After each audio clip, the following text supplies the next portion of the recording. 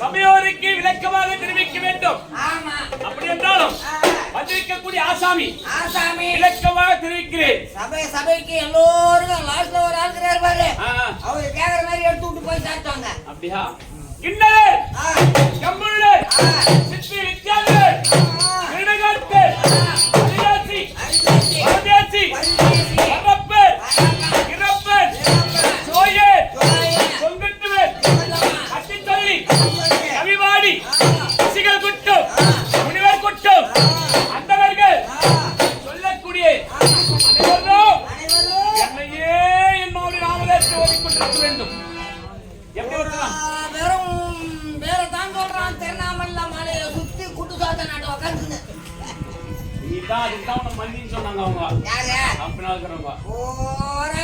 மாத்தி மாத்தி மாத்தி மாத்தி கட்டிட்டு திருநாமலை புளியா மாத்து ஓரம் துணுக்குறான் பாரு. கேட்டான் சாமி, உங்க கொட்டை எந்த சைஸ்? என்ன கொட்டை? கை இது மாதிரி என்ன ருத்ராட்ச கொட்டை. எதனால இது மாட்டீங்கிறன்னு தெரியலையே. டேய் இது எதுக்குன்னு கேக்குறியா? ஆ, இது எதுக்கு போடுங்கறா? இது வந்து சைன் நாங்க வந்தா போனா அப்பா வர பஸ் பேர் பார்த்தோம்னா அடகு கடையில வைக்கிறதுக்கு. இன்னைக்கு ஷோ காட்டுறதுக்காக போட்டுங்கற நீ. இது நான் போட்டுக்கிறது தெரியுமா? அங்கேயே சித்தமெல்லாம் எனக்கு சிவமயம். இது மொத்தத்தையும் அடகணுமா? ஆமா. நான் அதை அடகணும். ஐம்பூதங்களையும் அடக்க வேண்டும்.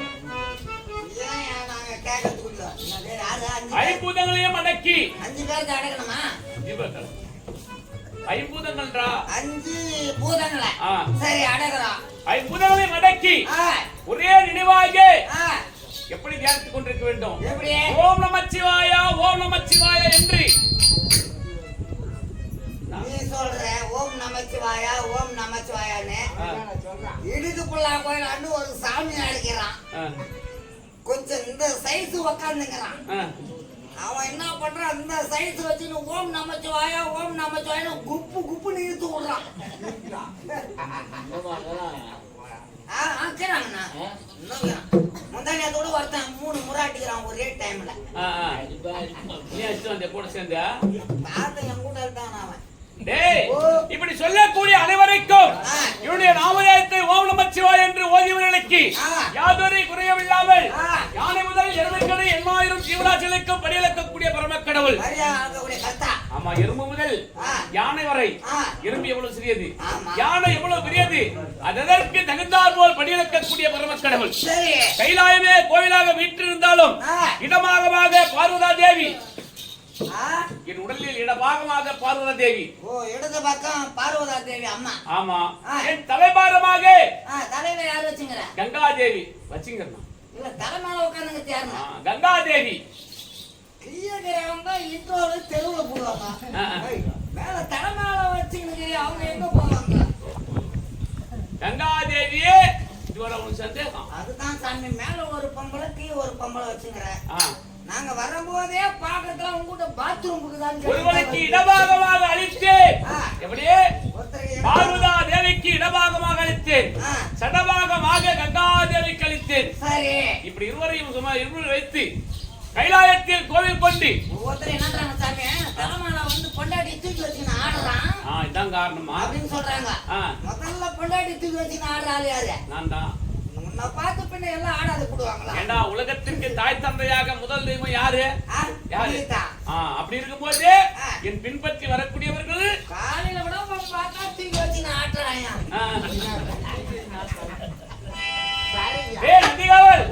அப்படியாக சடபாகமாக இடபாகமாக மனைவிகளை கழித்து சமீபத்துக்கு வந்தேன்.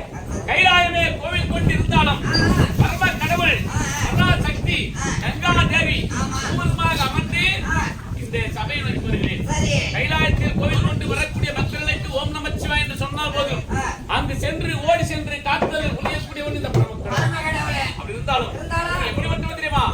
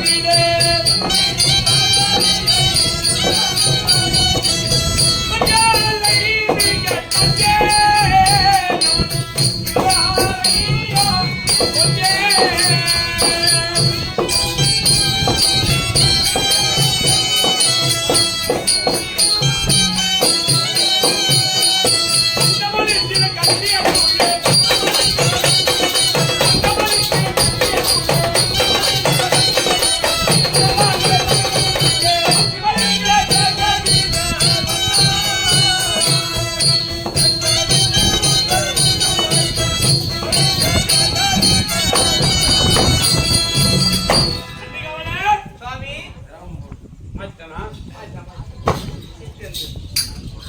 இன்னும் எப்படிப்பட்ட ஆசாமி தெரியுமா? எப்படி சாமி கைலாயமே கோவில் கொண்டு வீற்றிருந்தாலும் சிவபெருமான் என்ற அபிதானத்தை வகுத்திருந்தாலும் தில்லையில் நடனம் புரிந்த நடராஜ பெருமான் என்று மற்றொரு அபிதானம் இருக்கு.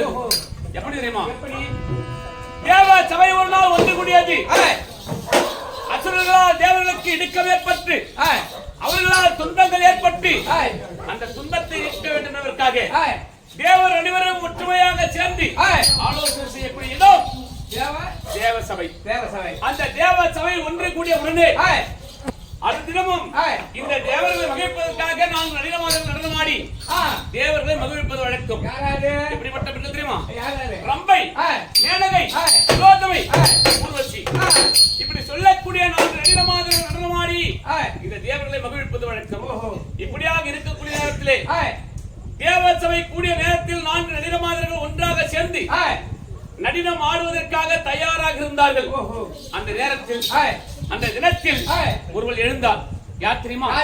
காளிகா தேவி எழுந்து நின்று, ஏ நடிகமாதர்களே, இன்றைய தினத்தில் இந்த தேவ சபையில் தில்லையிலே நான் நடனம் புரிய போகிறேன் அப்படி என்று காளிகா தேவி உரைத்தார்.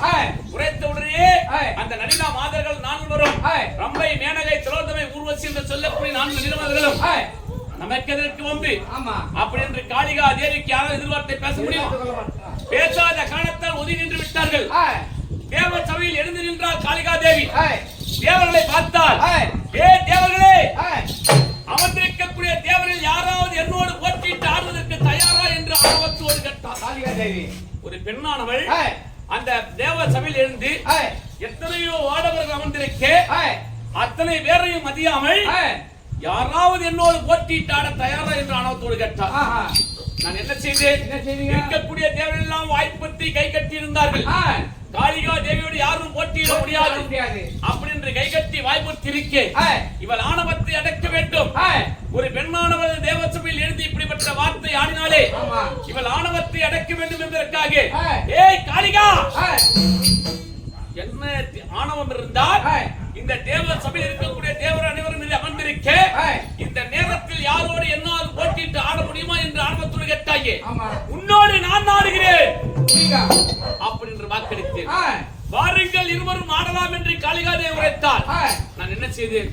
கொஞ்சம் கூட தயங்காமல் பரதநாட்டியத்திற்கு சென்றேன். பரதநாட்டியம் என்றால் ஒரு பெண்கள் இடுப்பை விளைத்து விளைத்து ஆடிவிடலாம், ஆடவன் ஆட முடியுமா? முடியாது. அந்த ஆணவத்தோடு உரைத்தார். சரி என்று என்ன செய்தேன்? அந்த தில்லையிலே நடனம் புரிவதற்காக தயாராகிறேன். தேவர்கள் எல்லாம் அஞ்சினார்கள். சிவபெருமானே நடனம் புரிய போகிறார் என்றால் ஒரு பெண்ணானவள் காளிகா தேவி எப்படி மாறிடுவார்? ஆனால் சிவபெருமானே ஆடத் துவங்கி விட்டார்.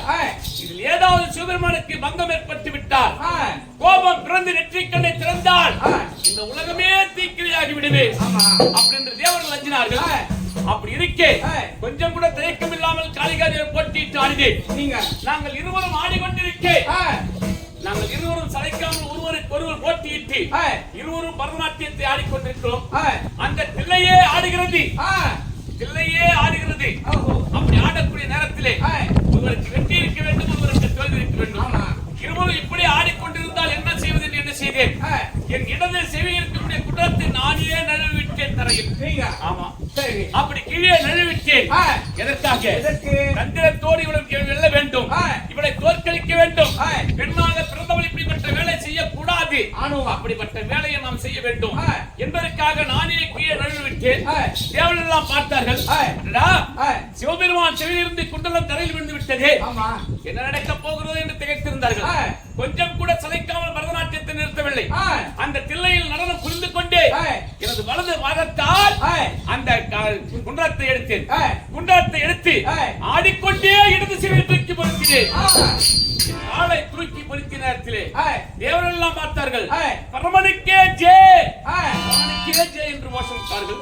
கோஷமிட்ட நேரத்திலே காளிகா தேவி பார்த்தார், திகைத்து நின்று விட்டார். என்னை பார்த்த உடனே திகைத்து வாய் பேச முடியாமல் நின்று விட்டார். என்ன செய்தால்? ஓடி வந்தார், என் பாதத்தில் விழுந்தார். சுவாமி, இந்த வேலையை என்னால் மட்டுமல்ல உலகத்தில் பெண்களாக பிறந்த எவராலும் இப்படிப்பட்ட வேலையை செய்ய முடியாது. என்ன வேலை செய்யுமா? இந்த பாதத்திலே அந்த குண்டலத்தை எடுத்து செவியில் பொருத்துகிறேன் என்றால் இந்த பாதமானது செவிக்கு வருகிறது, தொடையானது கழுத்துக்கு வருகிறது. இவ்வளவு உயர தூக்கினால் ஒரு ஆடவன் எவ்வளவு உயர வேண்டுமானால் கலத்தி காணலாம். ஒரு பெண்ணால் ஆட முடியுமா? முடியாது. அதனால் அப்படிப்பட்ட வேலை செய்தேன். என்னால் மட்டுமல்ல உலகத்தில் பெண்களாக பிறந்தால் யாராலும் செய்ய முடியாது சுவாமி. நான் ஒப்புக்கொண்டே என்னை மன்னித்து விடுங்கள் என்று பாதத்தை வழங்கினார். காளிகா, யாருக்கு எந்தெந்த வேலையோ அந்த வேலையை அவரவர் செய்திருக்க வேண்டும். அதை விடுத்தா இந்த நிலத்தில் போட்டியிட்டு ஆடுவதற்காக நீ இறங்கினாயே, நீ மட்டுமா இருக்க வேண்டும்? தேவரை பார்த்து ஒரு ஏளினமாக கேட்ட யாராவது என்னோடு போட்டிட்டு ஆட வேண்டுமா என்று அந்த ஆணவத்தை அடிப்பதற்காக இப்படிப்பட்ட நான் வேலை செய்தேன். அப்படி என்று அவள் ஆணவத்தை அடைக்கிறேன். இருந்தாலும் மும்மூர்த்திகள் உலகத்தில் யாரார் தெரியுமா? கைலாயமே கோவிலாக வீற்றிருக்கக்கூடிய நான் ஒன்று, வைகுண்டத்தில் கோவில் கொண்டு வீற்றிருக்கக்கூடிய மைத்துரன் கோபாலக்கரன் ஒன்று, சத்தியலோகத்தை ஆளக்கூடிய பிரம்மதேவன் ஒன்று. மும்மூர்த்திகள் நாங்கள். மும்மூர்த்திகள் இருக்கக்கூடிய நேரத்திலே நான் ஒருவன் கைலாயத்தில் தனித்திருக்க பிரம்மா தேவனுக்கும் வைகுண்ட வாசனாக விளங்கக்கூடிய கோபாலக்கரனுக்கும் போட்டி வந்து விட்டது. எப்படி? என்ன போட்டி என்றால், இந்த உலகத்தில் நான் தான் முதல் கடவுள் என்று உரைக்கின்றான் பிரம்மதேவன். என் மைத்துரன் கோபாலக்கண்ணன் நான் தான் இந்த உலகத்தில் முதல் கடவுள் என்று உரைக்கிறான். இருவருக்கும் போட்டி வந்து விட்டது. இதற்கு யாரிடத்தில் பஞ்சாயத்து வந்தது? என்னை நாடி வந்தது. கைலாயத்தில் இருக்கக்கூடிய பரம கடவுளாகிய இடத்தில் நாடி வந்தார்கள். யார் முதல் கடவுள் என்று நம் மூவரில் யார் முதல்வர் என்று முதல் கடவுள் என்று இன்று தீர்மானம் செய்ய வேண்டும். அப்படி என்றால் நம் மூவருக்கு ஒரு போட்டி இருக்க வேண்டும். இந்த போட்டியில் யார் வெல்கிறார்களோ அவனே முதல் கடவுளாக ஏற்றுக்கொள்ள வேண்டும். மூவரும் ஏற்றுக்கொள்ள வேண்டும் என்று உரைக்க அதே வண்ணமாக மும்மூர்த்திகள் சேர்ந்து நான் என்ன செய்தேன்?